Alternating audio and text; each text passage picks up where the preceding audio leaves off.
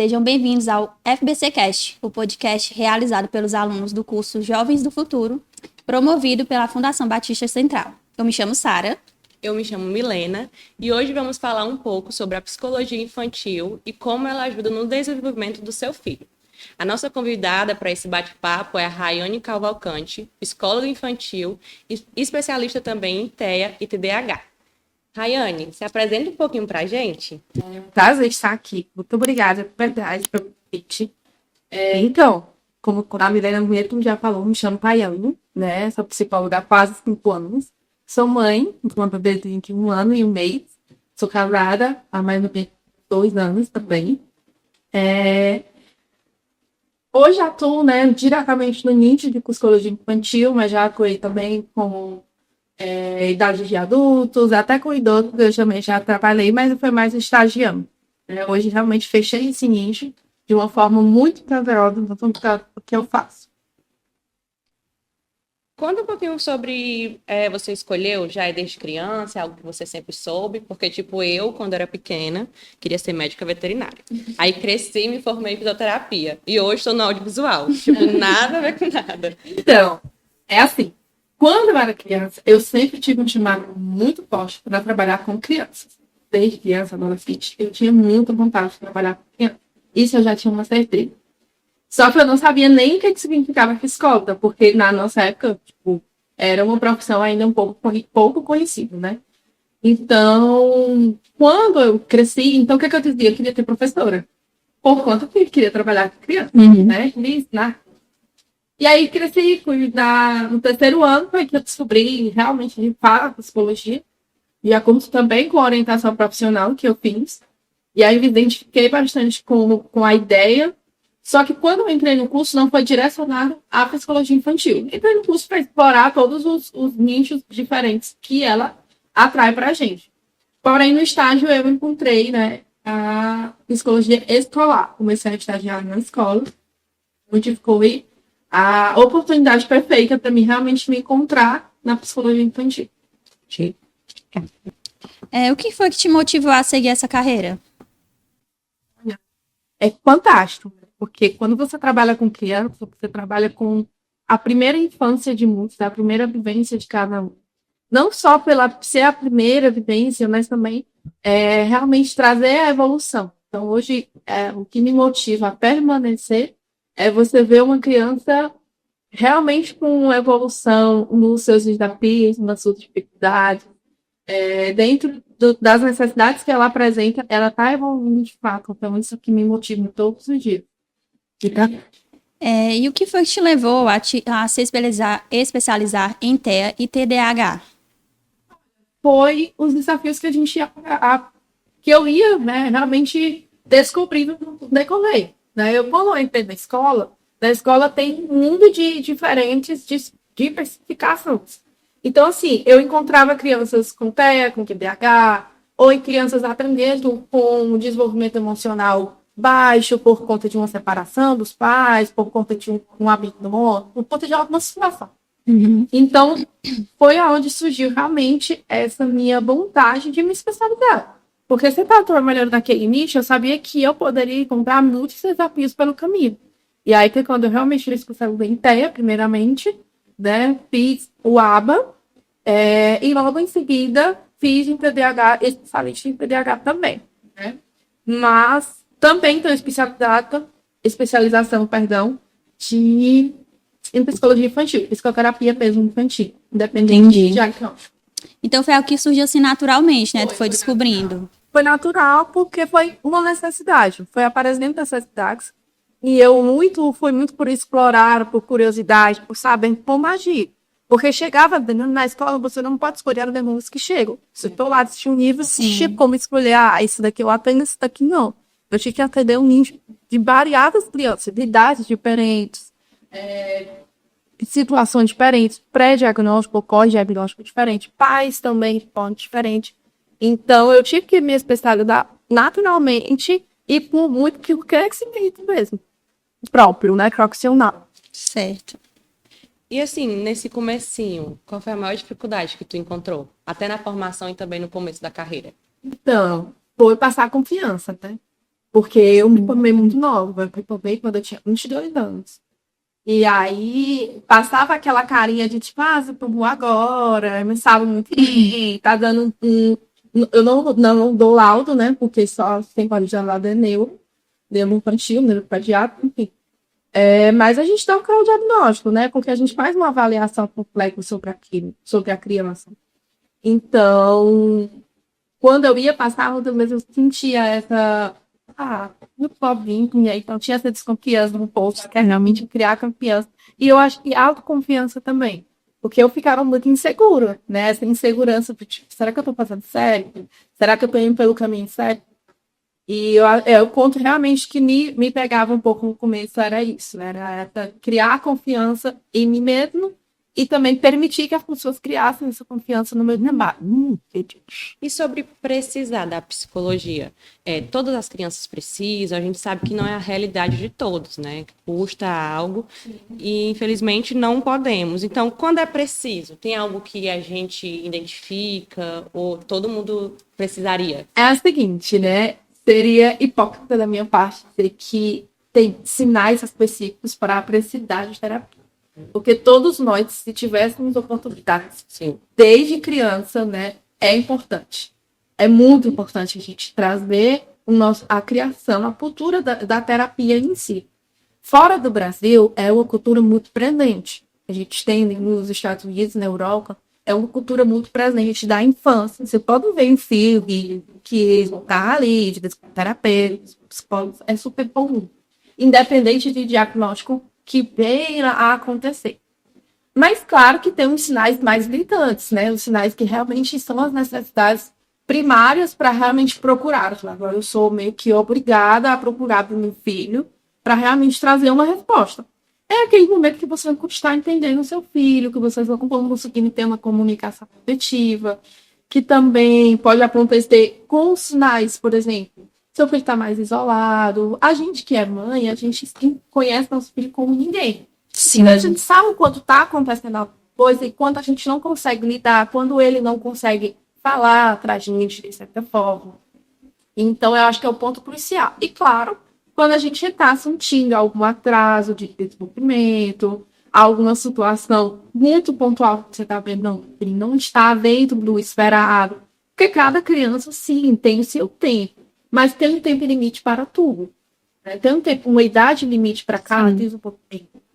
E também tem a parte socioemocional que a gente precisa trabalhar desde o início, porque nós adultos tem tantas cargas que a gente tem hoje que deveriam ser trabalhadas na infância, que hoje a gente carrega até agora a adulta, e é uma fase bem mais difícil de ser trabalhada. Sim, com certeza. Tá com nossa carga completa e acha que não dá para mexer, não dá para mudar. Né? E na infância a gente tem essa oportunidade desse nível que dá para ser modificado, que dá para ser ajustado, que dá para ser conversado. Então, assim, é incrível por conta disso. Se você tiver a oportunidade, enquanto mãe, enquanto pai, faça esse esforço, porque realmente, independente de diagnóstico, independente de preocupações maiores, é fantástico, porque todos nós precisamos de nos abrir, precisamos de atender. E eles, na infância, estão descobrindo muita coisa, né?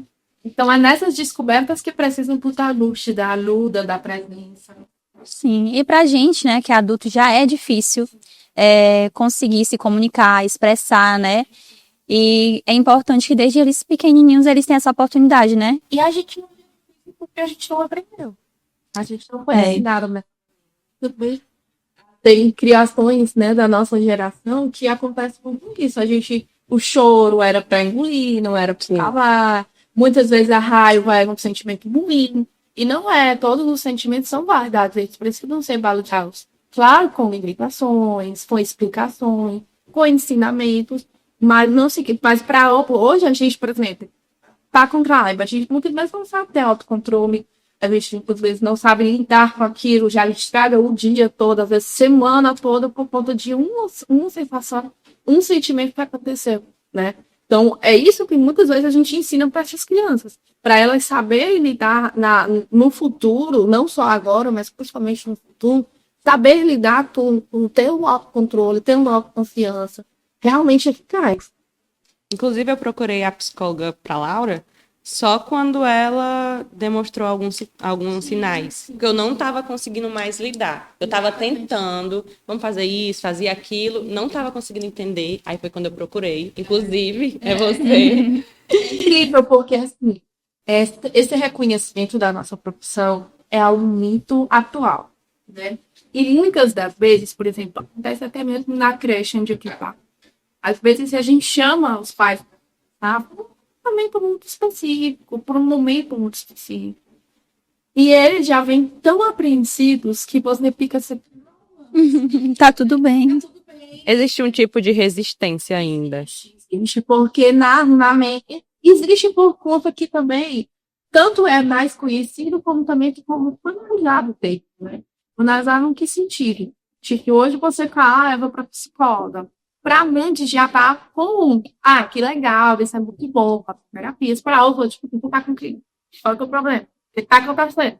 E, gente, ela carga que a gente tem, a criança também apresenta isso, que precisa ser de conversada e desenrolada todo aquele nó que ela está apresentando, seja incondicional. E, por exemplo, no caso da fugida da menina, né, da Laura, quando ela diz que é isso, é o pontual, é por conta que realmente, como eu falei, os pais não são perfeitos. Então, muitas vezes a gente não vai conseguir lidar, e às vezes é até uma dificuldade nossa que a gente está encontrando nos nossos filhos e não consegue lidar. Então, muitos até dizem, eu aprendi também junto com a criança, porque eu participei e vi que realmente eu precisava, eu que estava precisando para poder passar para ela, para poder ensinar ela. É muito nesse ponto também. Eu tô me vendo na mesma situação. Eu tô no processo seletivo e eu tô já com ansiedade de separação. Nem passei ainda, nem sei se vou passar e eu já tô pra ficar... Ah, eu entendo. Eu e a Milena, a gente conversa bastante sobre isso, essas fases de ansiedade da criança. Eu também sou mãe, né, de uma criança de 5 anos, o Nicolas. E a gente conversando bastante, tem... bem essa troca. Estamos vivendo coisas parecidas. Bem semelhantes. E aí, o que acontece? Falando sobre... tô falando sobre a gente hoje não conseguir expressar por conta de, né, do passado, de quando a gente era criança. E eu lembro bem disso, de eu não saber expressar o que eu tava sentindo. E aí, por isso, eu tento com o Nicolas, né, fazer com que ele se expresse. Aí hoje, assim, ele... Ai, mas eu tô muito brava com você, eu tô triste, eu tô não sei o que. Tipo assim, é tão legal ver que pequenininho, assim, ele consegue se expressar, consegue dizer... Tipo assim, ele não tem medo de dizer que ele tá bravo comigo, porque ele fica chateado, entendeu? Tipo... Tudo bem? Sim. Porque não é só eu tô bravo, ele tá entendendo o sentimento que ele tá, a sensação que ele tá sentindo, porém também trazer uma solução para essa situação. Tipo assim, como a gente pode resolver? Como eu posso ajudar a resolver? Será que um pedido de desculpa? Será que eu realmente preciso pedir desculpas nesse momento? Porque a gente precisa de uma conversa com nossos filhos, mas lembrando que somos os pais, que somos né? Que não podemos deixar que somos só amigos dele. Né? Trazendo essa limitação também para ele sentir essa limitação, principalmente no sexo masculino, que é um sexo muito fechado por conta disso. Né? E quem tem, hoje a gente tem namorados na briga, a gente passa muito por isso. Tipo, às vezes tá com um problema, só fica lá, reprimindo, né? Reprimindo. Que foi? O que tá acontecendo? E tal, assim. E muitas vezes ele não dei logo pra falar, quando o cara já tá num cargo assim excessivo. E é o que a gente quer muito ensinar para nossos crianças, né? É isso, é você saber se expressar, você saber falar, mas também saber trazer a solução para aquela situação. Sim, né? Inclusive, depois eu conversando com a Milena, porque a Laura passou por essa fase ansiosa e pouquinho, o Nicolas já tinha passado, e pouquinho tempo depois ele começou, inclusive nesse momento. Tá uma fase difícil. E aí, eu tinha deixado esse assunto meio que morrer, né, assim, mas eu tô identificando justamente que eu não tô conseguindo dar conta, então eu preciso procurar alguém pra ajudar, né, porque a gente vai vendo assim, só que chega um momento que a gente vê, eu preciso de uma ajuda extra. É importante saber que tem, né, profissionais que possam ajudar nisso. De que maneira a psicologia infantil pode contribuir para o desenvolvimento emocional, motor e social de uma criança? Então, vamos por partes, né? Desenvolvimento emocional. A gente trabalha muito com o autoconhecimento e a regulação emocional. Por isso a gente acabou de conversar. Sim. Né? Trazer essa explicação que são as emoções, que quais são, o que são e como regular elas, como lidar também com as frustrações, lidar com as suas ansiedades, como seus meios, que é uma coisa presente em todo ser humano. A ansiedade não é tem um ponto dela que todo ser humano traz consigo. A ansiedade por algo de muito, a ansiedade por um momento que você está esperando, né? Às vezes até ansiedade para começar a noite de atir, mas tem um limite para isso, para sentir essa ansiedade. O limite é onde você tem autocontrole sobre ela. Quando você consegue controlar, quando você consegue se permitir viver esse momento, né? E não deixar que ela lhe feche, lhe prenda, lhe tire de situações que podem lhe trazer satisfação. Então, é um dos primeiros pontos que a gente trabalha no emocional. Esse ensinamento do que são as emoções, porque muitas vezes os mestres da idade, até para os filhos de vocês, é o momento que eles estão descobrindo e sentir. Então, tá tudo bagunçado. Aquele filminho lá de Divertidamente já está tudo organizado. Parece que está sendo da NASA, tudo organizado, com emoções organizadas. Não são. Eles parecem que estão tudo num bolo só. E aí a gente tem que ir dividindo, eles vão descobrir, vão dividindo o que é da alegria, o que é da tristeza, o que é da raiva. E aí vão diferenciando até realmente chegar numa maturação de emoções, que é o que a gente já tem. Falou do filme. Aí eu lembrei que teve um dia que a Laura tava com tudo misturado. Eu falei, mulher, o que é isso? E eu falo, trato assim, mulher, como se fosse adulta, minha amiga, né? A mulher, o que é isso? Ela é o divertidamente da minha cabeça. Ela falou desse jeito, eu comecei a rir, eu não acredito. Então, bem bagunçado, tudo brincando. Mas tem esses momentos até pra gente, né? Tipo, e eu acredito que as mulheres que passam pelo grupo é muito, é literalmente todo. Tudo. E ainda tem a criança? Ainda tem a criança. Tem dois. Tem esse trabalho que a gente vai direcionar no desenvolvimento do desenvolvimento emocional. O desenvolvimento motor, a gente tinha trabalho com combinação fina, coordenação bronze, o aprender de brincar também, brincar funcional. Porque muitas crianças, às vezes, não têm noção do que é o brincar enquanto. Por exemplo, panelinhas, carrinhos, né? E saber como é que brinca com o carrinho, saber como é que brinca com o e até mesmo jogos educacionais. E a coordenação motora fina, que a gente trabalha numa pega de um arco, pintura, com movimento de pinça, enfim.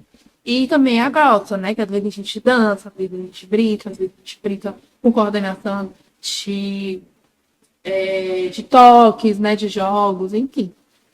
Tem também raciocínio lógico que podemos entrar na coordenação motora, né? Que a gente pode trabalhar também na atenção para alguns repos, da necessidade de cada criança. E o social é o socioemocional, né? Você saber se comunicar, é você saber perguntar e responder, né? Porque quando você, aqui na nossa conversa, é basicamente isso. Eu estou respondendo, mas vocês estão me perguntando. Então, a gente trabalhou isso de vocês saberem perguntar, eu saber responder, e se fosse vice-versa também, dessa maneira. E ter também o lidar com a frustração do outro, né? Você também saber quando um problema não é seu. Uhum. Não estar com você, estar com o outro. E saber se retirar, saber se colocar, saber se posicionar, muitas vezes. Desde a infância, claro, que é os primeiros aprendizagens que a gente trabalha por esses pontos também. Quais são os principais marcos do desenvolvimento motor e cognitivo em cada fase da infância? Vou resumir para vocês os principais, certo? Os principais são os motores. No primeiro ano de vida, a gente espera que uma criança consiga levantar a cabeça ou de pescoço na verdade, do mesmo instante. A gente espera também que uma criança cognitivamente consiga sorrir social, reconhecer rostos familiares de alguma forma. Responder a comandos que a gente espera pelo nome dela, ou então também como ei, chamando a atenção, ei, não faça isso, ele não pode ir. Então, por mais que elas não obedeçam de fato o que você está falando, mas ter uma resposta de olhar, ter uma resposta visual ou auditiva, que é realmente de ouvinte. E isso no primeiro e segundo ano de vida. Tem a questão da fala também, que é outro ponto que a gente é muito crucial para isso, nesse sentido de a criança até um ano, Também tem que saber engatear, tem que saber, a parte não tem que saber engatear, já ficar em pé com apoio, né? Então, a questão da fala, pouco dizer, uma criança tem que falar até 2 anos, mais ou menos, 50 a 100 palavras. Pode informar prazos, por exemplo, eu quero água, eu quero biscoito, eu quero sair, quero passear. Falar algumas frases feitas, por mais curtas que sejam. Eu quero a mamãe, quero o papai, quero tomar um banho, todos nesse estilo. Deixa eu parar aí. No terceiro ano de vida, a gente já espera uma criança que pula como o express, lá com depassagem. A gente já espera no cognitivo que ela consiga montar um quebra-cabeça de 12 peças, que não assam e 6, 12 peças. A gente já espera que ela tenha uma comunicação mais afetiva e efetiva com outras crianças, principalmente com outras crianças, porque estão capaz de linguagem deles. Espera também uma coordenação motora, né? Coordenação motora que já consiga pelo menos pegar o lápis, mesmo que seja aquele lápis mais grossinho, mas que já consiga exatamente já trabalhar até na escola esse ponto, né? Também. E já ali do 4, 5 anos até os 6 anos, que é quando fechar o primeiro encontro de fato, a gente já espera um emocional efetivo, que ele já consiga pelo menos reconhecer as emoções e saber o que está sentindo. Já também esperamos na coordenação motora, pular de um pé só, saber subir escadas tranquilamente, saber na fala, já formar, com certeza, mais de 500 palavras, já formar frases perfeitas. E até, inclusive, começar a ler. Né? Saber, ele se contar assim, tal, nesse aspecto também, tá? Para uns 6 anos.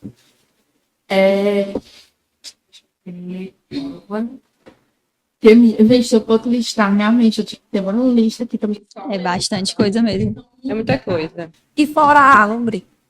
Fora a autonomia, que é uma coisa desde a primeira infância, desde o primeiro ano de vida. É crucial para a criança. E hoje a gente eu estou vendo isso interferente a pacientes, enfim, de formas gerais, que muitas crianças estão sem essa autonomia. Aí eu tenho exemplos. É porque tem a mãe de um coleguinha do meu filho veio falar como as professoras né, na escola estão chamando a atenção de alguns pais. Que as crianças não estão sabendo fazer coisas simples, assim, criança do infantil 4 não sabe abrir um estojo, não sabe destampar uma tampa de canetinha.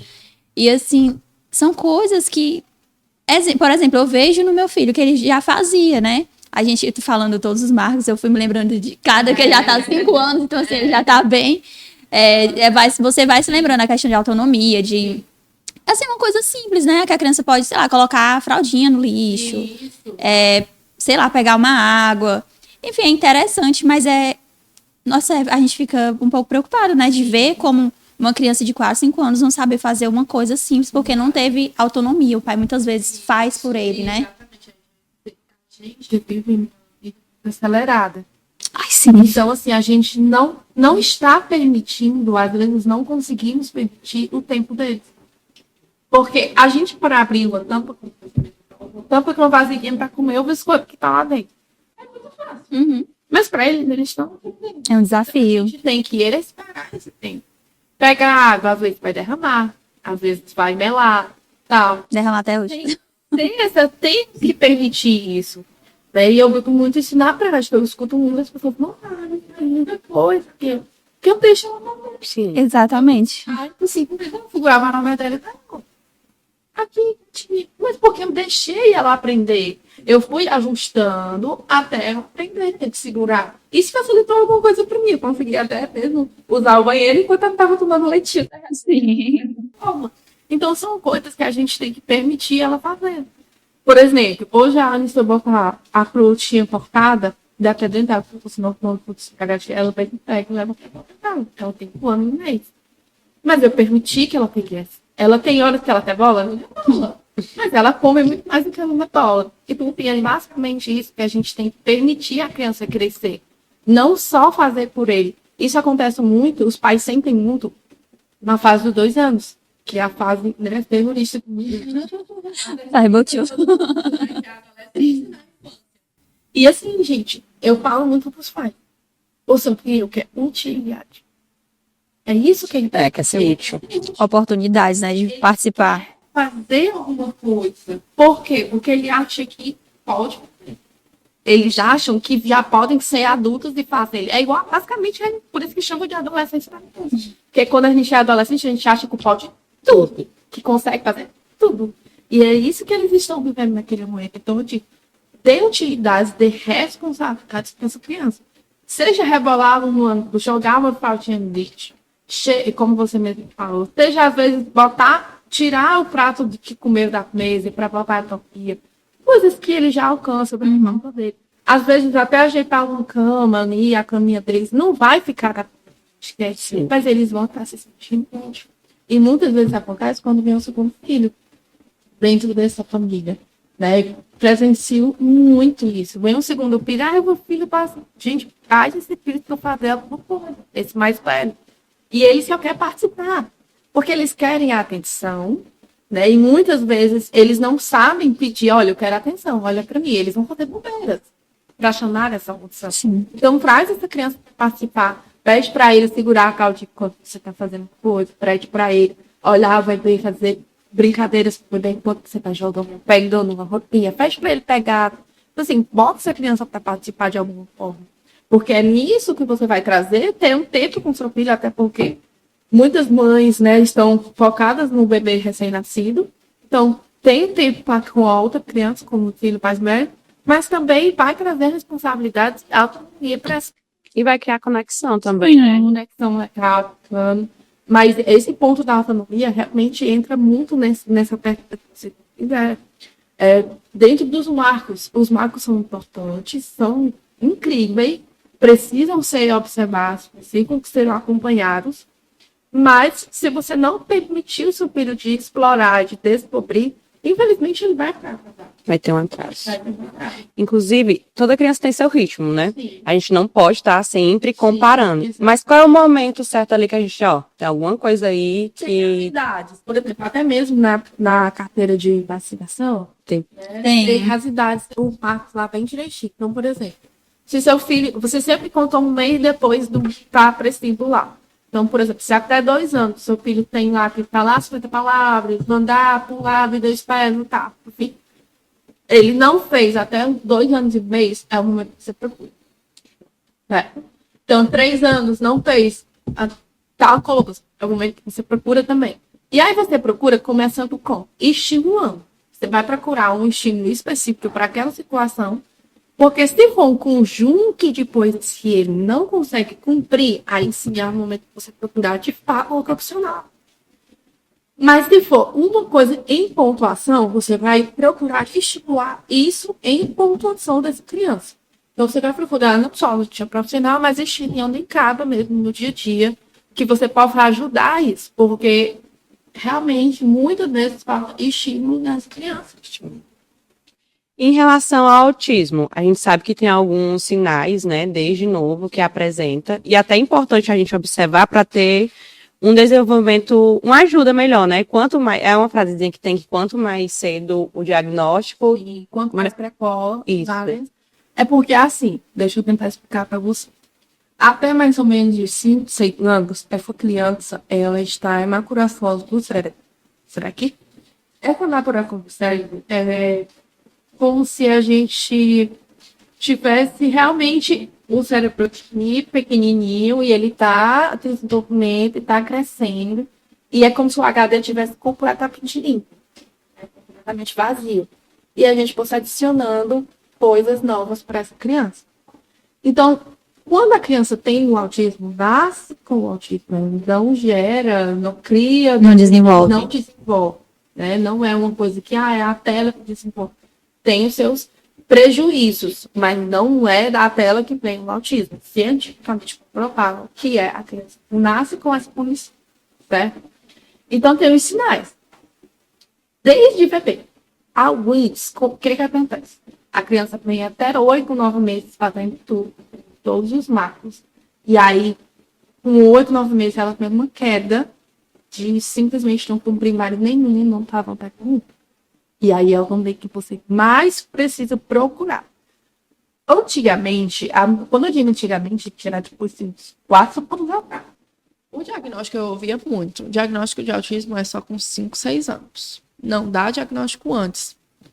E não existe mais isso hoje. Se um médico falar isso pra você, ele tá só ali atrasando. Principalmente se tiver sinais óbvios. Tem um momento de avaliação que a gente chama de pré-diagnóstico, até pra gente não dar um diagnóstico errado para uma criança. Tem um momento de pré-avaliação. A gente vai estimular essa criança de todas as maneiras possíveis e principalmente nas dificuldades que ela apresenta, para depois encontrar. Não, mesmo com o estímulo ele tem essa dificuldade, mesmo com o estímulo ele não está concluindo. E aí, por isso que a gente precisa ter essa parte de quanto mais cedo, melhor.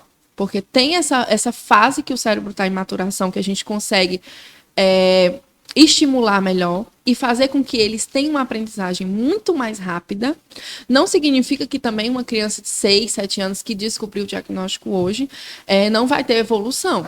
Ela vai ter evolução também. Só que, por exemplo, para coordenação fina, para coordenação motora grossa, para linguagem, tudo isso a gente precisa que seja o quanto antes, para a gente realmente pegar esse HDzinho mais vazio possível, mais limpo possível, para a gente adicionar o máximo de evoluções de desenvolvimento possível. Inclusive, eu tenho os meus 2 primos mais novos, os 2 anos eles têm autismo. Sim. E a minha tia já percebia desde muito cedo. Sim. E ela só não aceitava ainda, né? Aí ela ficava me questionando. Quando eu vou pra lá do interior. Aí ela, olha aí, ó, pra ela. Faz isso e faz isso. Ela não respondia estímulo. Sim. Já andava em pontinha de pé. Sim, e tem uns sinais muito óbvios, né, gente? Que a gente tem que ter essa noção. Não é só, atraso de linguagem é o autismo. Não, tem muitos sinais, tem um pacote aí que a gente precisa avaliar de fato. Como a Milena mesmo falou, isso aqui. E claro, né, gente, a gente, enquanto mãe, vai entender. Antes eu já entendia, tinha empatia. Hoje eu entendo. Né? Também sim. Porque a gente cria quando a gente engravida, né, e gesta e nasce, a gente parece que cria um plano assim de expectativas em cima dos nossos filhos. Né? Tem uma lista de expectativas e muitas das vezes não vai de acordo com o que a gente planejou, né? A maioria das vezes mesmo. Então assim, eu entendo o luto pós-diagnóstico, né? Eu respeito muito esse luto. Por que eu chamo de luto? Meu filho não morreu, tudo bem, mas é um luto de expectativa, é uma frustração que acontece. E é um luto porque ele vai ter que dar uma pausa para iniciar outras fases, né? Para iniciar a fase de que agora eu vou lutar por todos os direitos e deveres e situações que meus filhos precisam. Né? Por isso, e outra coisa, quanto mais cedo você conseguir, melhor. Porque, por exemplo, tem muitos adultos hoje que estão descobrindo o diagnóstico de autismo. Sim, eu vi baixando na internet, a gente vê muito agora, né? Muitos assim, mesmo. Nossa, agora eu entendo. Que era assim. Por exemplo, na nossa época de escola, que era aquele que sofria muitas vezes era aquele que sofria muito bullying, né? Por vários motivos, que nem eles mesmos entendiam, né? Imagina a gente que não tinha esse conhecimento. E o autismo, por mais antigo que ele seja, mas hoje em dia que ele está ficando efetivo nas suas informações, nos seus conhecimentos, nos seus estudos e tudo mais. Por quê? Eu digo por conta própria, tipo, experiência própria, na verdade. Há 5 anos atrás, para me dar esse pré-diagnóstico para crianças autistas, nossa, era tipo assim, demorava muito, era assim, não somente comigo, mas para as neuros também, para dar um diagnóstico de autismo, de fato, demorava muito. Já teve vivência de crianças que 2, 3 meses pós-terapias, era tão óbvio os sinais que o diagnóstico saiu de uma fase. Então, de fato, né? Mas assim, a gente precisa ter esse cuidado também, porque do mesmo jeito que pode vir um luto, né, dos pais, a frustração e tudo mais, a gente precisa também trabalhar como que essa criança vai evoluir de fato, né? Depois que entrou na escola melhorou bastante, inclusive ela tem 3 aninhos só. Sim, e o outro já tem 7. Pronto, é outra coisa que ajuda muito. E lembrando dos estímulos que a gente precisa oferecer para todas as crianças, de fato, né? E o diagnóstico dela foi mais rápido do que desse meu primo de 8. Tipo, demorou um pouco pra minha tia conseguir uma consulta, porque lá no Sim. interior é mais difícil. Quando ela conseguiu, com menos de um mês, já tinha o nível. Exatamente. Então, assim, tá ficando muito mais fácil. Eu espero que também as pessoas não comecem a banalizar isso de uma Sim. forma tão fácil de, tipo, tá aqui entregue o laudo, mas é necessário que seja mais fácil, que seja de uma forma mais leve, mais rápida, porque cria uma expectativa muito grande. Tipo, eu tive pais que passaram 6 meses, por exemplo, fazendo toda a avaliação para levar para neuro de retorno, e era uma expectativa do não, que não é, mesmo vendo todos os sinais. Como aconteceu até com a sua tia, né? Tipo, eles enxergam, a gente enxerga, a gente só não aceita. Ela pediu a minha opinião, ô, Pois é. tia, olha, eu acho isso, mas procure um profissional, por favor. É tipo isso, a gente enxerga, mas Sim. a gente precisa de uma resposta do outro, né? Sim, uma aceitação Precisa, até. Ela espera uma aceitação, isso, mas tá tudo bem. E a gente sempre falou, tá tudo bem, Sim, vai conseguir. sim, exatamente. Porque assim, gente, eu vivo muito isso na pele, né? A maternidade, ela não é fácil, ela tem seus desafios gigantescos. E dentro da maternidade atípica é mais difícil ainda. Os desafios são maiores ainda. Porque se hoje eu já preciso, minha filha já precisa de um tempo meu dedicado somente a ela, na maternidade atípica eu preciso de um tempo triplicado dedicado a essa criança.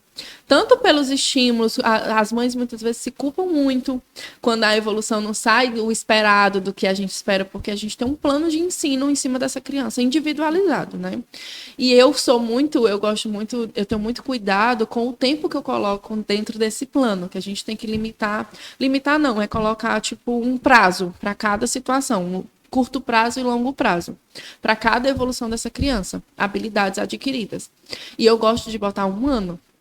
Tipo, então geralmente eu boto no começo do ano, todo começo do ano eu atualizo e tal. Porque eu acho que gera uma expectativa quando você bota, tipo, 3 meses. 3 meses tá passando assim, a gente já tá em março, o ano virou agora. Então, tipo assim, eu gosto de botar um longo prazo, independente que eu tenha uma noção que aquela criança consiga cumprir de uma forma mais fácil.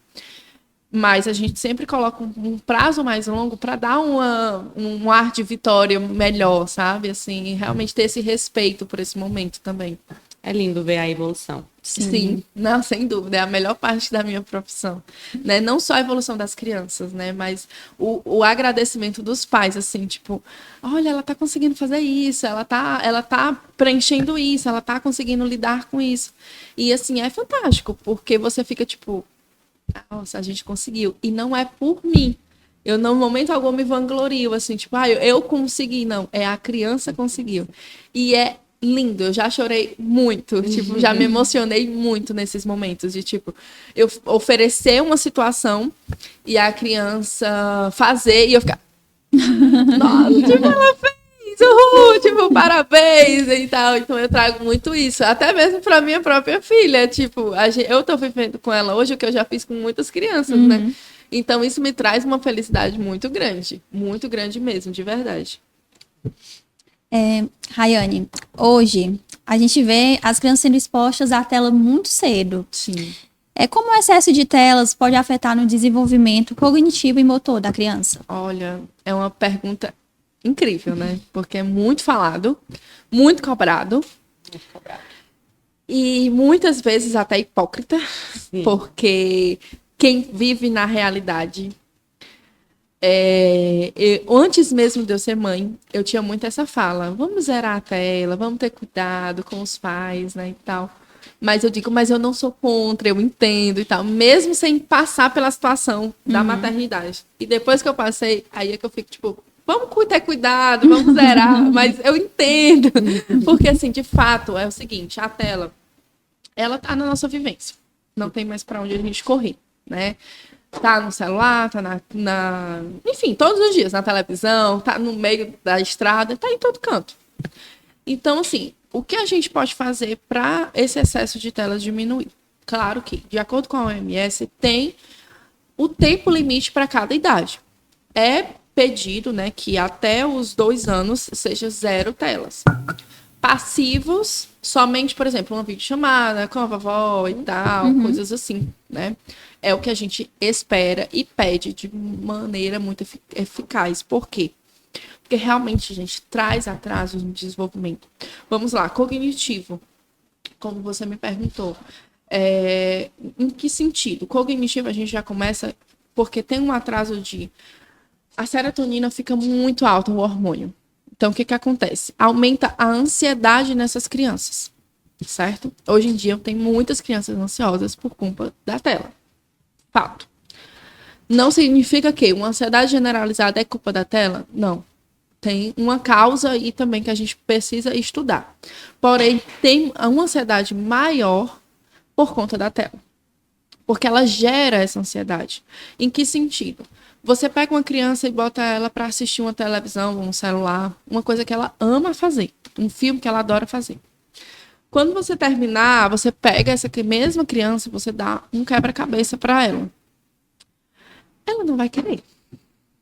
Ela não vai querer. Por quê? Porque o nível que aquela tela subiu, liberou nela de serotonina, no cérebro dela, foi tão alto que nada mais vai bater junto com aquilo. Então, ela vai querer novamente a tela. Então, o primeiro ponto é esse. É a gente limitar e seguir esses estudos, porque é muito importante. E depois dos 2 anos, Rayane, quanto tempo? Lá na OMS diz 1 hora por dia, mas eu ainda acho muito.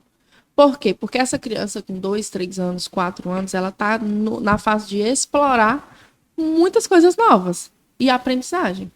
Então, assim, se você, antes de dar a tela, dá uma massinha, dá recursos para essa criança realmente sair da tela.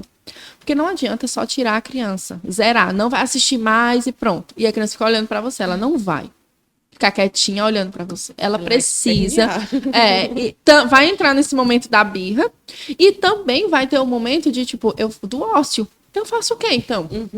Então, você tem que tirar dando recursos, oportunidades, né? Para ela realmente fazer alguma coisa, porque ela está na fase mais enérgica da vida dela. Então, ela precisa gastar essa energia. Vamos para o desenvolvimento motor, o que de fato atrapalha também. Parte da linguagem fica muito baixa, porque esse excesso de telas, né, atrapalha na linguagem em que sentido? Muitas vezes os desenhos, eles são só eles lá acontecendo, né? Então não tem a parte de que, tipo, a criança começa a conversar com o desenho.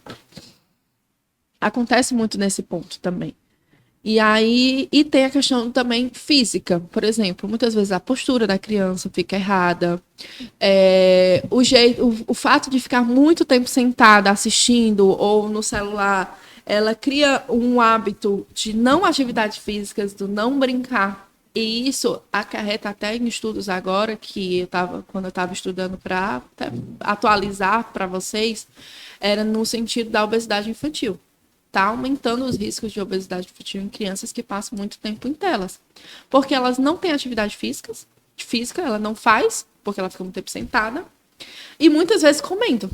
Muitas vezes comendo um xilito, um biscoito. Só coisa saudável, hein? E aí isso tá piorando esse lado também da obesidade infantil, né? Tá aumentando esses riscos também da obesidade infantil. Acho que eu te respondi. Se eu não tivesse te respondido, tu me contou que eu entrei em outros assuntos e fiquei um pouco perdida. Acho que respondeu até a próxima pergunta. Lá que legal. A gente usa a tela. Sim. Só que eu tento regrar. Sim, não deixo sim. livre. Sim. Eu prefiro dar na TV Sim. do que no telefone. Celular. Sim. Com Porque certeza. no celular... É uma das dicas que eu dou muito. Porque na TV você tem uma segurança maior da criança não ficar em várias páginas de internet, às vezes clicar num link, coisas assim. E a outra, a questão do não ficar mudando o tempo todo, que isso também gera mais ansiedade ainda. Coisa para falar sobre isso. E aí o que acontece? Quando eu coloco a tela, ela faz outras coisas. É por isso que eu coloco, estrategicamente eu já coloco a tela. Então coloca, porque... e aí o que a gente faz? A coisa não, né, estrategicamente também, desliga a tela depois. Para ela não ficar em 2 atividades ao mesmo tempo e acabar gerando uma agitação desnecessária. Porque 2 atividades, por exemplo, ela está na tela, acontece muito isso. A televisão ligada lá, truando num filme, num desenho, e a criança pulando, brincando, pintando, brincando de outras coisas aleatoriamente, e a televisão lá. E aí, é aquele momento que ela desliga, ou é a TV, ou é a atividade que ela está fazendo. Dividir, saber ter limites, saber fazer uma atividade de cada vez é muito importante. Porque gera o que está acontecendo com a gente hoje, aceleramento. Sim. Então, deixa para ela ser acelerada na fase adulta, que é quando precisa. Mas agora dá para a gente limitar uma atividade de cada vez. Mas eu sinto muita diferença quando ela mexe na tela em Sim. relação a estresse. Ai, Ai, quando é um dia em celular, né? Quando dou um celular ali pra ela, quando vai tirar esse celular, é o fim do mundo. Parece que tudo E é muito acaba. real. Gente, isso é muito real. Todas as vezes que eu escuto isso, quando eu vou pra prática, é muito verdade. A criança passa, tipo, um dia sem tela. Não, um dia com a tela, né? Final de semana. A creche que eu trabalho, geralmente as crianças passam período integral. Então, elas passam o dia todo. Então, logo passa uma semana sem assistir. Algumas, né? Maioria. E aí, assiste no final de semana. Na segunda-feira, você vê crianças bem mais emocionais. Emocionais baixos, sentimentais.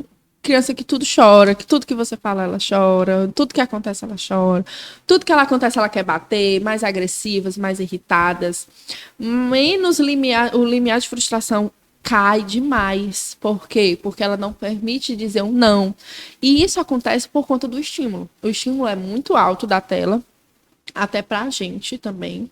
Então, o estímulo é muito alto, onde a gente eles acabam, na verdade, não permitindo viver outra coisa. É literalmente um vício que a gente traz, né? Por isso que precisa da limitação, por isso que precisa do cuidado. Cuidado com o que estão assistindo. É muito importante você ter cuidado com o que a sua criança está assistindo. Por quê? Porque tem episódios, podemos dizer assim, cenas que, para nós, adultos que já têm uma formação do certo e do errado, é tranquilo. Mas para eles que não têm esse entendimento do certo e do errado, se torna algo correto, o errado, por exemplo. Tem ali o vilão, né, e o mocinho. Alguns desenhos geralmente são assim. Uhum. Tem o vilão e tem o mocinho, né? E aí o vilão, por mais bobeira que seja, eles fazem coisas de errados, de bobeiras. Pra gente, é engraçado às vezes. Mas pra eles encaram como: eu quero ser o vilão. Porque é mais legal, porque é mais engraçado, é mais aventura, é mais... Sim. Então, assim, traz muito isso. Não, é porque eu estou pensando exatamente agora. O Nicolas, ele Exatamente. já é Eu quero ser do ele mal. assiste o Batman. Até, mulher. É muito real. Ele assiste o Batman recente. Assim, Ben 10 e Batman são os desenhos do momento. Mas aí no Batman, ele adora o Coringa. Porque ele é engraçado, porque ele é meu palhaço. Eu filho, o Coringa ele é do mal e faz bobeira. Mas eu acho que ele faz umas coisas engraçadas, assim, sabe? Aí eu fico. Então, assim, tem muito esse lado de não ter maturidade, de separar isso, né? Isso acontece muito, por exemplo, eu via muito no famoso Lucas Neto, né? Que, tipo assim, tinha aqueles vilões... Gente, era tão bobo aqueles vilão deles, dos episódios. Só que era eles que faziam a aventura do episódio. Que, tipo, era eles que... Deixava legal. Que deixava legal, pra eles, principalmente, né? Era eles que eram presos dentro de uma rede, era eles que caíam dentro de um buraco, era eles que subiam na coisa. Então, assim, era eles que deixavam o episódio legal. Pra gente, como eu falei, a gente consegue separar pela nossa maturidade. Pra eles, não. Então, então procurem sempre desenhos que não evitem esse lado. E a outra, por mais que seja um desenho que a criança goste, mas você preste atenção no que está acontecendo. Por exemplo, eu passei por isso num paciente meu. Ele assistia um desenho que tinha uma partezinha da música que a Mônica batia o coelho no Cebolinha. Essa criança, todos os ursos que ele pegava, ela queria bater em todo mundo. E ninguém descobria por que ela estava fazendo isso. Por que ela estava mais agressiva? Por que ela estava pegando esses ursos e batendo em todo mundo? Não só urso, qualquer objeto. Rebolando, batendo. E aí até que um dia, aleatoriamente, a gente olhou pra televisão, passou essa parte. E aí tá aí na nossa cara. Só que a gente não leva isso como maldade, mas eles levam. Não é nem com maldade, na verdade. É o lado legal das coisas. Gostei então, disso, vou fazer. Gostei disso, vou fazer. Tá reproduzir. E acha que tá tudo bem. É isso mesmo o ponto. Acha que tá tudo bem, vou reproduzir. Por quê? Porque é legal. Eles não têm... Até a gente ensinar e eles têm maturidade do certo e do errado, se torna algo muito comum na infância. Querer reproduzir coisas que eles acham legais. Por isso, o cuidado com a tela. Não somente por milhares de coisas que realmente também têm um prejudicial, mas tem muitas coisinhas por trás ali que a gente tem que ter cuidado. Às vezes, um comportamento que o seu filho está fazendo, o seu filho está reproduzindo, é um detalhe que você deixa passar. Num desenho, num filme, numa música, enfim. Eu fico pensando que até pra gente adulto é tanto estímulo. Sim. Eu sou viciada. Eu O também. Auri. Aí tem hora que eu e a Auri tá na tela. E a Laurinha tá lá brincando. Aí ela olha pra gente e vê a gente na tela. Também quero. Aí o Nicolas, ele Aí fazia... eu me sinto mal, eu me sinto culpada. Demais. E eu acho que Demais, de fato demais. estou. E eu vou dizer, Nessa isso eu parte. acho que até pode ser até uma das perguntas de vocês, né? Como os pais podem ajudar nesse sentido, né? Porque assim, hoje, até na linguagem, até atraso de linguagem está acontecendo dentro das casas, dentro das famílias. Por quê? Com uma criança, os pais não conversam mais. Sim. Os adultos não conversam. E isso eu já me peguei dentro da minha própria casa várias vezes. A neném brincando, eu no celular, minha esposa no celular. E se tiver outra pessoa em casa também, no celular. Sim. Então, assim, a gente não conversa, né? E aí, às vezes, eu até me cobro muito isso. Tipo, vamos conversar. Nem que a gente fale bom dia, como é que foi o dia, o que que aconteceu. A gente precisa falar, porque essas crianças estão começando a achar que a gente é mudo. E não estão falando mais, nesse sentido, de não falar, de não ouvir as palavras, não ter comunicação, não ter uma consegue linguagem. aprender, né, se não Não escutar. ter linguagem. Por exemplo, até mesmo as pessoas deficientes, né, auditivas ou linguísticas, têm a sua linguagem de comunicação, né? E é sobre isso, é você ter uma linguagem de comunicação. E a gente não tem mais. A nossa linguagem de comunicação é o celular na mão e o outro também. Então, assim, até nesse ponto também está sendo uma culpa dos pais. Da gente lembrar. E outra, por que que a gente pode e eles não E eles podem? não. E eles Exatamente. questionam Nossa, eu isso. já Questiona. escutei isso. A gente, É. o Nicolas pequenininho assim, eu mexendo no telefone, aí ele, mãe, solta o celular. Tipo, vamos brincar, você nem tá brincando comigo, você tá Aí no eu- celular. Gente. Às vezes assim, não tá nem fazendo É. nada, assim, nem respondendo uma Sim, coisa sim, importante, sim, assim, mas sim. eles querem, Gente, né? já aconteceu isso comigo até com o bebê, né? Tipo assim, a Anne, ela taca a mãozada assim no celular. Aí ele fazia quando era É, bebê ela, também. tipo, ela taca mesmo, ela tem muito, tipo, às vezes ela tá só encostada aqui, e aí eu fico no meu joguinho assim, quase dormindo também junto com ela. Aí, tipo, ela quer que eu dê atenção pra ela até nesse sentido. Ela taca a mão assim no celular e assim, e eu percebo assim, tá certo, filho, eu já Ai, entendi meu e Deus. tal. Mas dá uma culpazinha, mas é algo tão involuntário que a gente pega o celular hoje, muito involuntário. A gente pega o celular 24 horas por dia.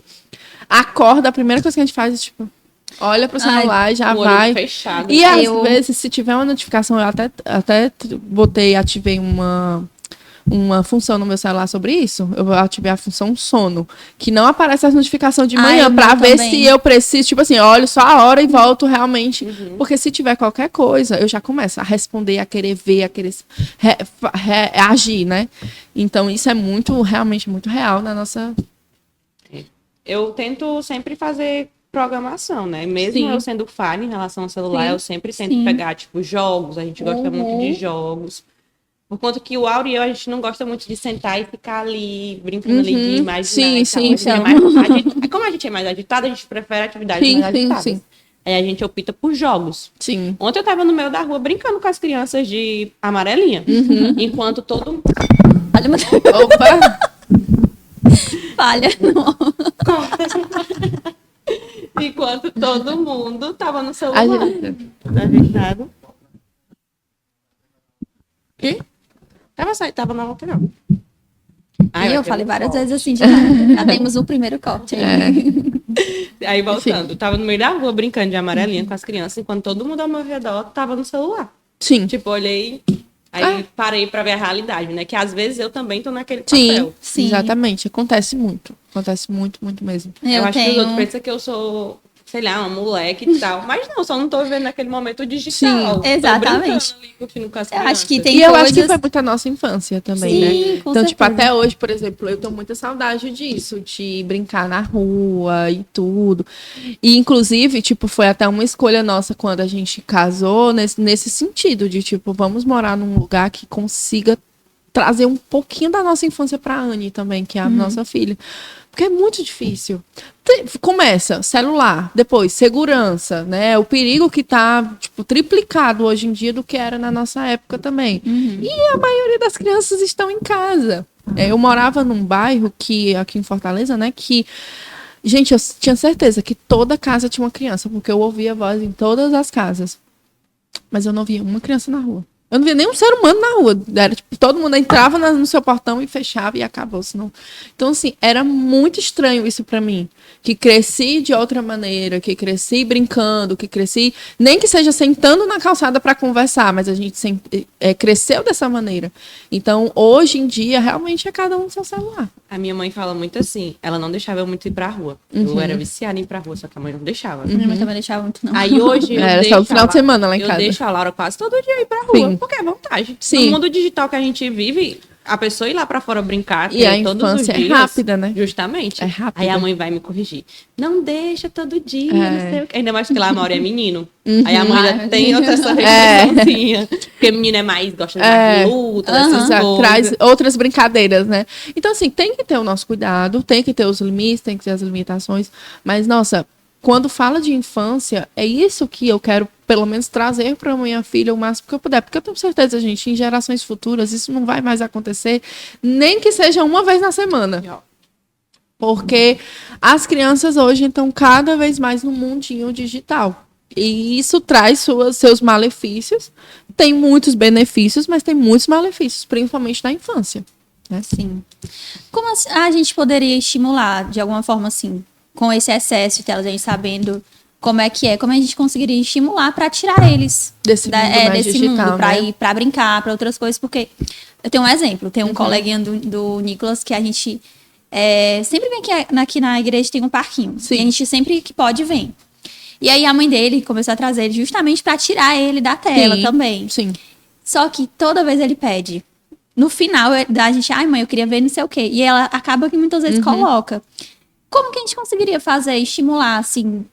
Porque eles estão muito expostos a sempre estar nisso, né? Desviar. Realmente esse redirecionamento precisa acontecer da gente. Vindo da gente, dos pais, que são os responsáveis por essa criança.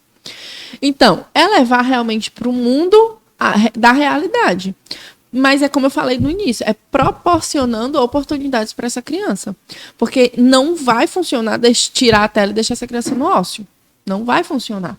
Então, a gente tem que dar a oportunidade de trabalhar a imaginação, que é uma coisa que dá atraso também quando a gente tem um excesso de telas. Trabalhar a imaginação, a criatividade. Gente, elas são muito criativos. Sim. Quando a gente libera realmente, de fato, uma criança, tira essa criança da tela.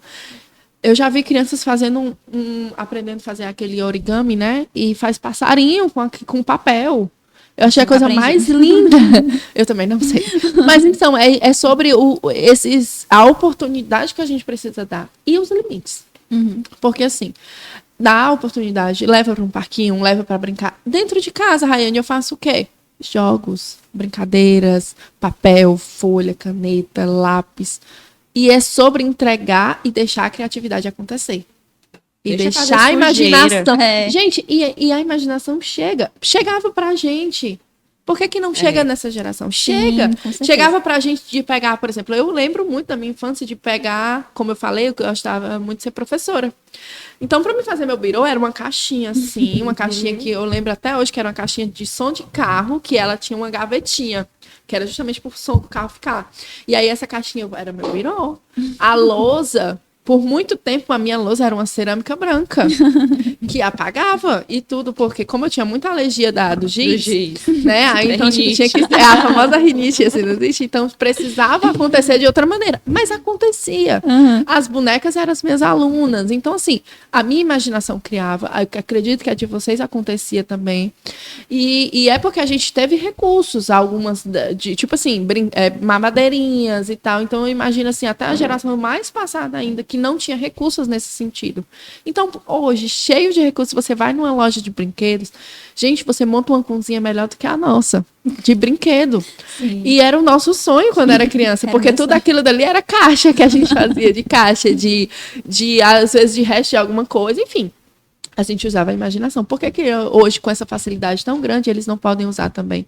Então, é sobre a gente permitir essa criança. A gente, enquanto pais, né, nós, enquanto pais, precisamos permitir essa criança de explorar esse mundo. O que acontece é que eu falo muito, a tela é uma babá barata que você paga hoje. Aliás, você não paga nada, mas vem o custo no futuro. E é caro. E o custo, quando vem, é caro.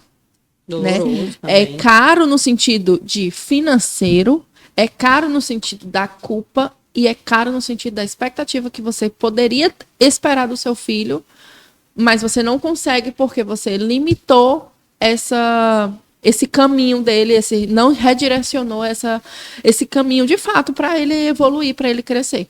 Sim.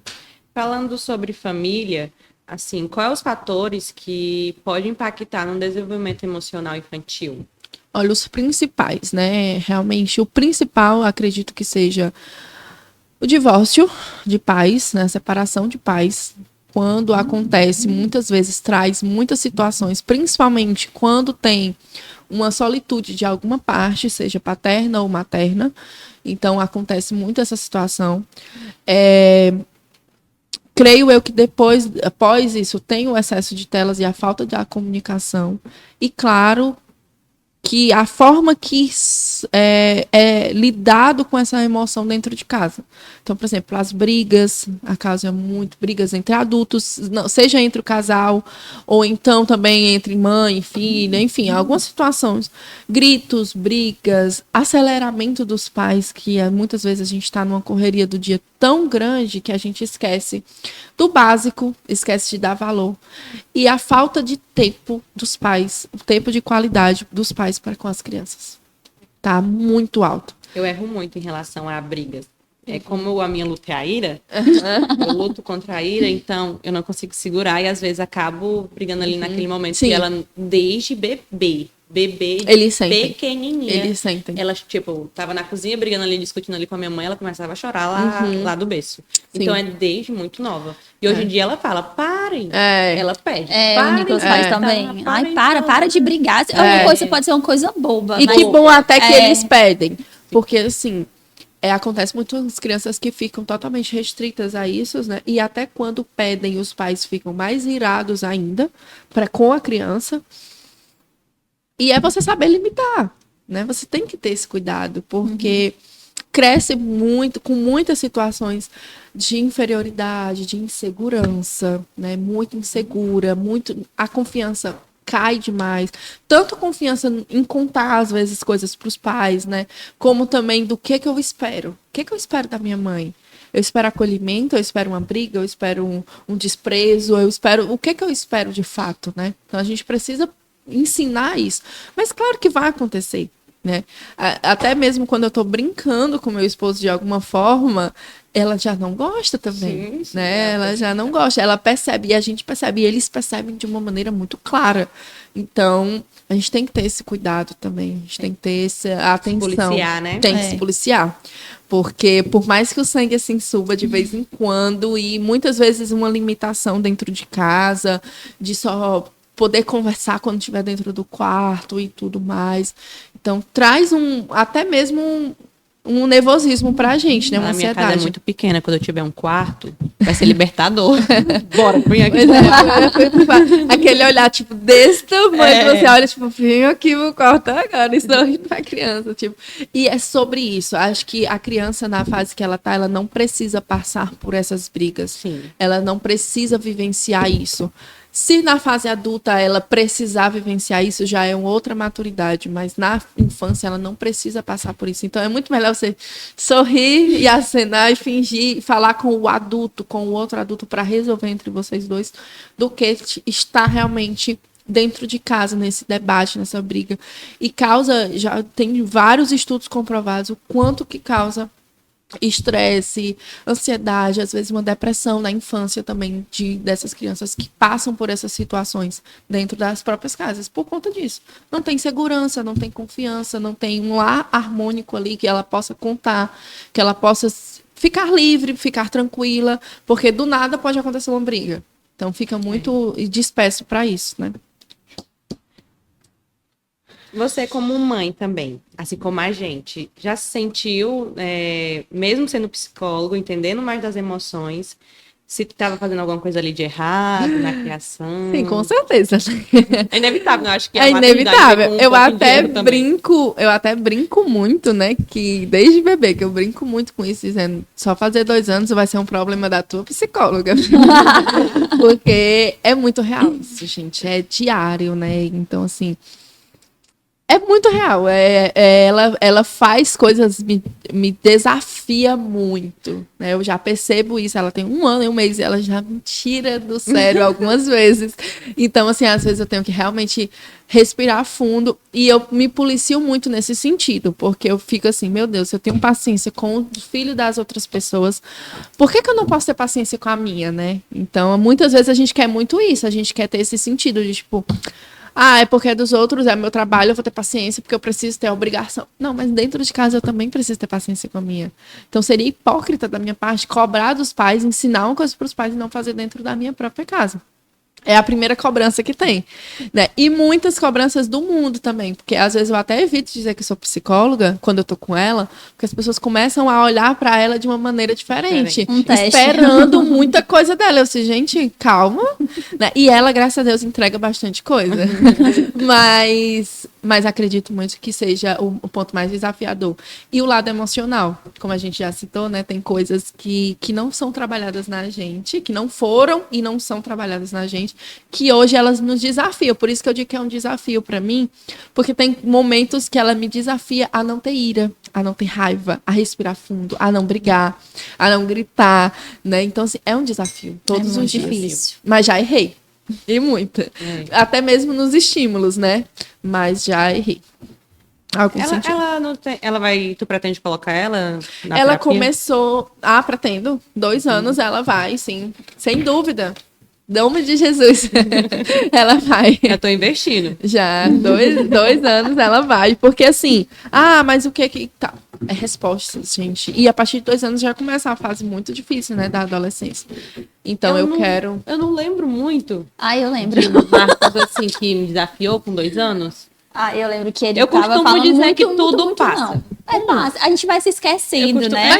Mas passa. Por exemplo, eu não lembro muito os desafios do recém-nascido, que é a fase que eu acabei de viver, né? Tipo, diferente de vocês que já viveram há 5 anos atrás. Eu acabei de viver. E muitas vezes eu não lembro. Tipo, tanto que quando ela tem algum momento que eu preciso viver a mesma coisa que a gente vivia na privação de sono, por exemplo, é muito desafiador para mim de novo, porque a gente esquece o que viveu. Então cada fase realmente a gente vai vivendo e vai vivendo. E é melhor até não lembrar, porque aí a gente já vai vivendo outra fase que venha para frente, que é mais desafiadora ainda. É o que mais eu penso em relação ao segundo filho, em relação à privação de sono. Porque eu acho que a gente lembra muito da privação de sono. Eu sofri muito, tipo assim, e muito no sentido de que, graças a Deus, a minha bebê, ela começou a dormir uma noite toda muito cedo, diferente de muitos bebês, né? E também ela é muito dorminhoca, ela puxou muito isso de mim. Então, por exemplo, muitas vezes a gente conseguia completar, por exemplo, 4, 5 horas de sono, mas isso depois do primeiro mês. O primeiro mês, assim, foi muito cruel. É um apagão. Eu lembro, parece que são, assim, lembranças embaçadas. É igual a história do parto, né? As pessoas, tipo, dizem que esquece a dor do parto, né? Eu não passei por essa dor, mas eu conheço as pessoas que falam também. Eu passei, mas assim, eu não vou... Aí todo mundo pergunta, tipo, as minhas amigas que estão grávidas perguntam, como é? Eu disse, amiga, eu não sei explicar. É uma dor. Dói. Né? Mas eu não sei explicar. E até porque é muito vivências diferentes. Então, assim, eu não consigo explicar. E aí a pergunta que não quer calar, muita gente, tu viveria de novo? Eu disse, 1000 vezes. Com certeza. Com certeza. Principalmente se fosse, tipo, tanto pela filha que eu tenho hoje, como se fosse para viver outra maternidade, outra gestação, eu viveria de novo. Porque para mim foi satisfatório, para mim foi vantajoso. Mas talvez não seja para outras pessoas. Cada um tem suas necessidades, cada um tem sua realidade. Enfim, por isso que eu não gosto de dar muito exemplo da dor, até porque eu não sei, eu não lembro de fato. Sobre filho 2, a Laura não quer irmão. Já levantou bandeira. Eita. Ela se sente que Ela pergunta É. se eu vou gostar dela igual. Ela já tem isso aí. Ah. Então, Já pode conversar com ela isso sobre. é muito difícil. Milena, isso é um ponto muito crucial, porque muitas pessoas dizem assim, o ideal é ter filho um perto do outro. Era E o que eu aí queria. outras pessoas já falam assim, filho um perto do outro, você acaba deixando um de lado e tal, não sei o que, é melhor esperar mais um tempo. E, gente, eu acho que vai da realidade de cada pessoa. Mais uma vez, a vivência de cada pessoa, porque eu acho que eu não me enxergo sendo mãe agora de novo. Outro filho, a Anne com 1 ano, eu não me enxergo agora. Mas eu já tenho uns planos ali de, tipo, 4, 5 anos e tal. Não sei. Não prometo nada. Meu esposo já também. É muito engraçado, né? A gente não promete nada. Muita gente pergunta, né? Tem um primeiro filho. Quando é que vem o segundo? Assim que E você tal. tem, a pessoa já Tu é pergunta. filha única? Não, eu tenho um irmão mais velho, por parte de mãe, e por parte de pai eu tenho mais 3 irmãos. Eu sou filha única e por isso que eu queria tanto dar irmãozinho pra ela. Eu tenho porque 4. Gente, mas Eu acho- sinceramente, não muda muita coisa, não. Acho que não muda, não. Não, tem as suas vivências, né? Você aprende a dividir, a compartilhar melhor e tal. A não ficar sozinha também. É muito essa história, não ficar sozinha no mundo e tudo Isso. mais. E muito pra mãe, tem muito essa fala de quem tem um, não tem nenhum. Né? Eu escuto muito isso. Quem tem um, não tem nenhum. Eu disse, gente... Eu tenho que uma e E é muita eu nunca coisa tinha pra mim. ouvido. Eu já ouvi. Juro. Quem Eu tem já um, ouvi. é assim, quem tem um não tem nenhum e quem tem 2 só tem um. E eu fico, tipo, me perguntando, que história... Realmente, a vivência até dessa mãe que falou pra mim era uma senhora já. É porque ela tinha perdido um dos filhos dela. Ela tinha um casal e ela tinha perdido Nesse um. contexto. Então ela, tipo assim, se eu tivesse só um, agora eu não ia ter nenhum. É tipo isso. Só que assim, referente a ter um filho, ou ter 2 filhos, ou ter 3 filhos, hoje a gente tá num mundo que as pessoas só querem ter 1, 2 no máximo, né? O que tem 3 já é o corajoso. Então, assim, muito pelas dificuldades que o mundo apresenta, da criação, na educação, no financeiro, enfim, é muitos pontos. Mas eu acredito muito que vá evoluir mais nesse sentido, né? Eu acredito muito que a gente comece a abrir mais os olhos, pela essa questão da família começar a ficar muito pequena, as famílias ser muito pequenas, né? Você antes juntava uma família, tinha no mínimo 12 pessoas ali. Hoje em dia, um almoço em família tem 4, 5 pessoas, então acho que acredito nessa evolução. A minha já é muito pequena.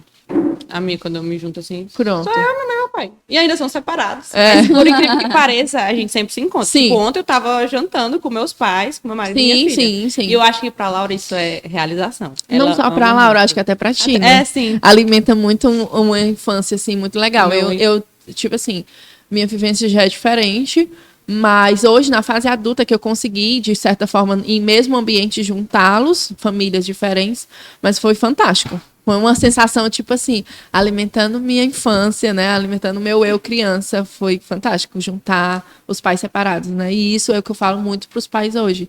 Quando chegam, há poucos dias chegou uma criança, né? Uns pais dizendo, a gente se separou e tal, e a criança estava sentindo muito.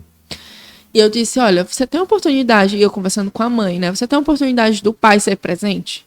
Do pai buscar na escola, do pai deixar, do pai passear e tal. Ou não, ou é só aquela regra dos 15 dias. Não, a gente tem essa oportunidade, eu disse, pois aproveite.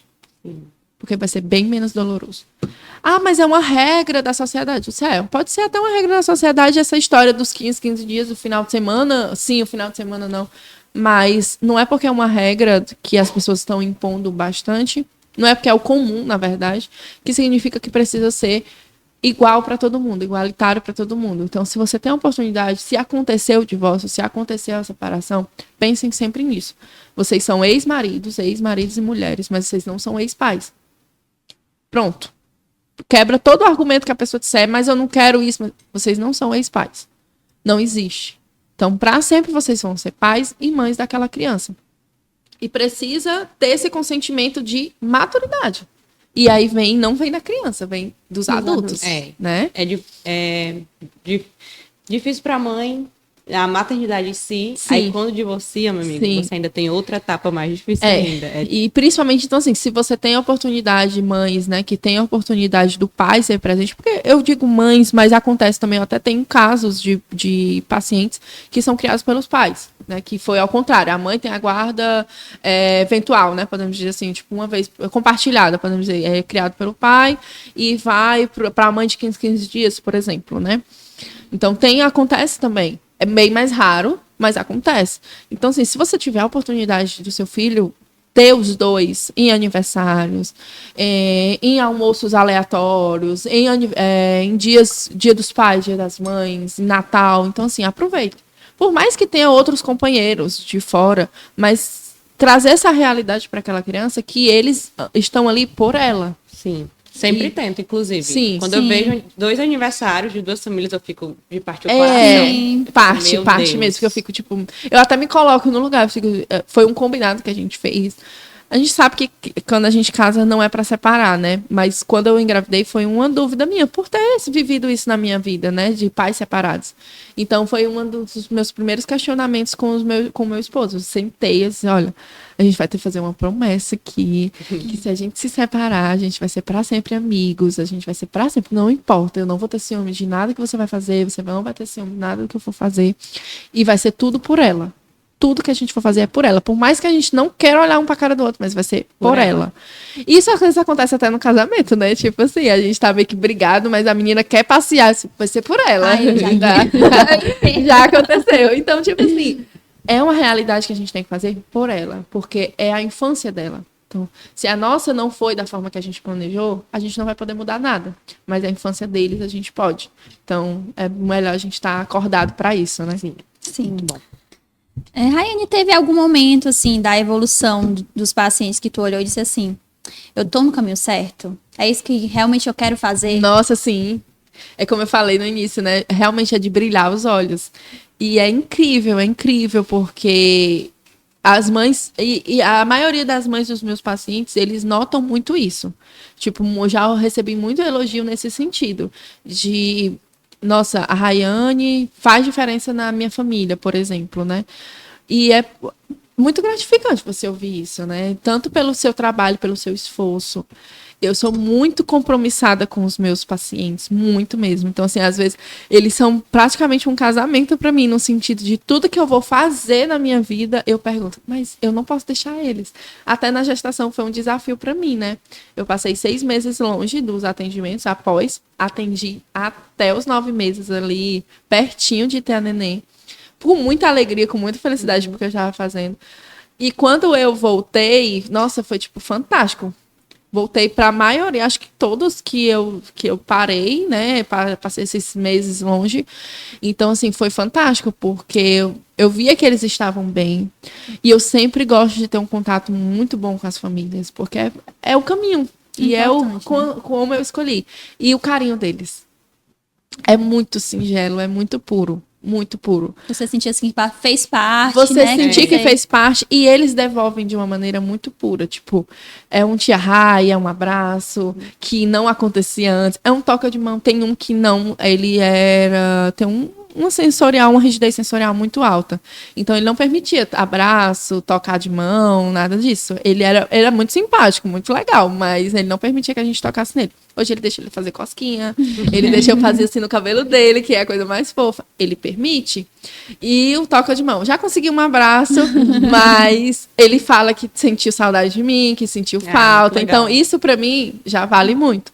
Mas é essa pureza, né? Essa alegria de me receber, essa conquista e tudo. Que tem por exemplo, que não é verbal. E aí ela pega na minha mão para ir pro quarto, né? Porque eu faço atendimento a domicílio. Então, por exemplo, eu chego, bom dia, ela não é verbal, então ela não me responde. Como é a resposta dela, que gostou que a minha presença está ali, ela pega na minha mão e sobe pro quartinho dela, para onde a gente faz o atendimento.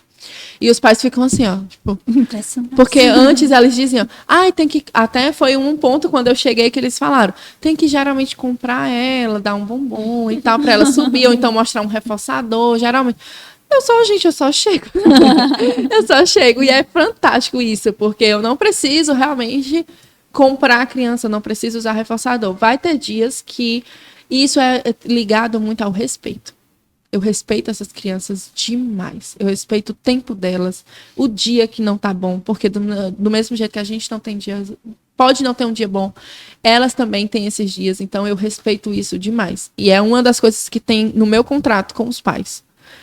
Contratou meu trabalho, tem muito isso. Você precisa entender que eu vou respeitar seu filho. Se ele estiver doente, se ele estiver triste, se ele tiver...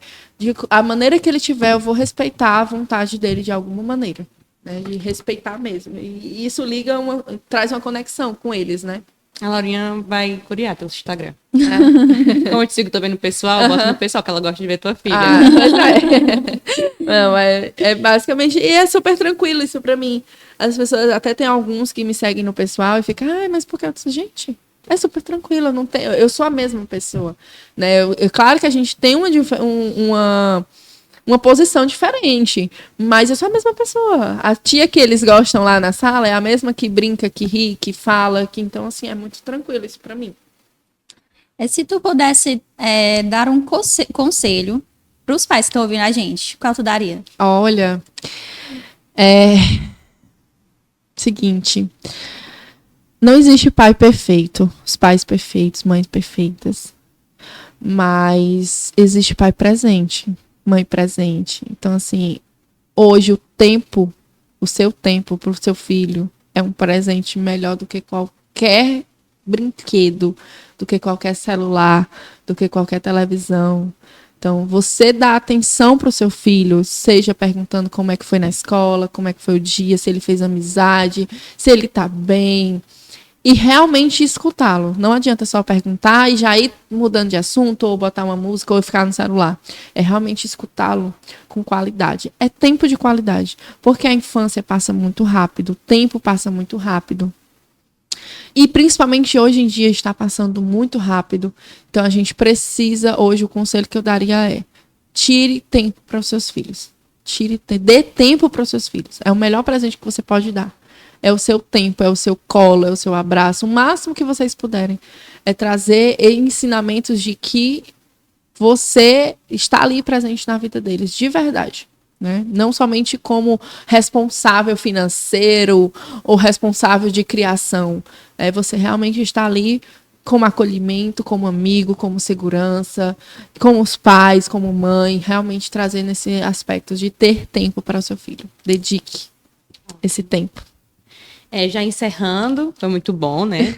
Foi ótimo. Existe algum livro, filme ou material que você possa indicar para os pais se aprofundarem no tema? Olha, assim, tem vários livros que hoje estão disponíveis, né, no mundo digital e tudo mais para compra, mas tem os meus preferidos, né? Eu adoro a coleção que abrange tudo, porque, por exemplo, dentro do autismo, ele tem vários livros legais que possam acrescentar bastante na evolução dos seus filhos. Mas tem uns que é mesmo fora do autismo, que é o famoso A Coleção do Cérebro da Criança, eu adoro. Eu tenho esse livro.